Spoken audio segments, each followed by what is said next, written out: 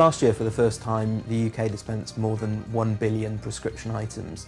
In Dorset, that means more than 1 million prescription items a month. For an average pharmacy, that means roughly about 300 prescription items a day, which can more than double at busy times like bank holidays and at Christmas. When a prescription request gets to your general practice, the first thing they have to do is check whether or not that medicine can be repeated. So at that point, the practice will look at your records and check whether or not there are any blood results, blood pressure results that they need to check before issuing the prescription. If it's safe then to issue a new prescription for you, your GP practice will get it printed out and it will be signed by a doctor, and they'll fit that in between seeing patients for more urgent issues. So it takes, they always recommend that you wait 48 hours for the practice to process that so that they can fit it in with their normal processes. So when a patient comes in with a prescription, the process would normally start with our member of staff checking whether the patient pays for the prescription or not.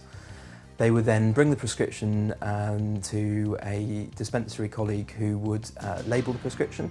At that point, they would check the patient's record to see whether the patient had the prescription before, whether any of the details had changed. Is this a new medicine? Is the strength the same as it was last month? That way my colleague can flag to me if there are any changes to the medicines which we need to make the patient aware of. At this point we would also reorder the medicine so that we've got it for next month when the patient comes back, or if we don't have it in stock, so that it's in for the same afternoon for the patient.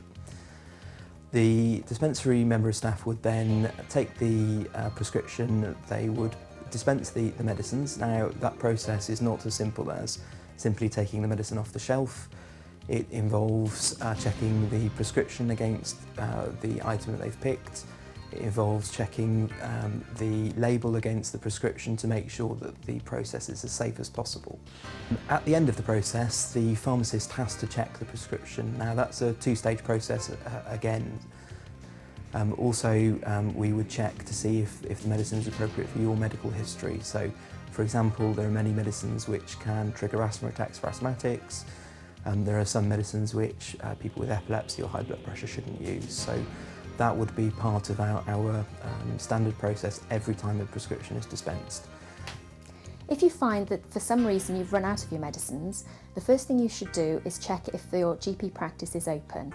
If they're open, contact them so they can start the process for generating your prescription and explain that it is an urgent need. If the GP practice is not open, the first place to go would be your pharmacist. Your pharmacist is the person who can advise you about the urgency of your medication and whether or not you need to seek an urgent prescription. If you need to seek an urgent prescription, your pharmacist will be able to advise you how to go about doing that. In some cases, the pharmacist may be able to give you an emergency supply of your normal prescription medicines.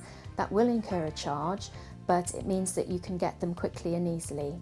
It's quite important that if you're looking for repeat medicines, that you don't go to A&E or go to the NHS 111, as they won't be able to help you with repeat medicines. Repeat medicines, ideally, you should order in plenty of time and not run out of them. But when they do run out, the first point of call would be your pharmacist if your GP practice is closed, or if your GP practice is open, do contact them. There are approximately £300 million worth of medicines wasted across the UK every year. The best thing that patients can do is to try and not over-order on their repeat prescription. So if you don't need it, don't order it. Make sure you give the system plenty of time so that it's got time for the 48-hour wait in the GP practice. The GP can safely check the medicine's right for you, and the time in which it takes in the pharmacy. So it's important that you allow plenty of time for your repeats. We usually say about a week in advance so that we can get through that process.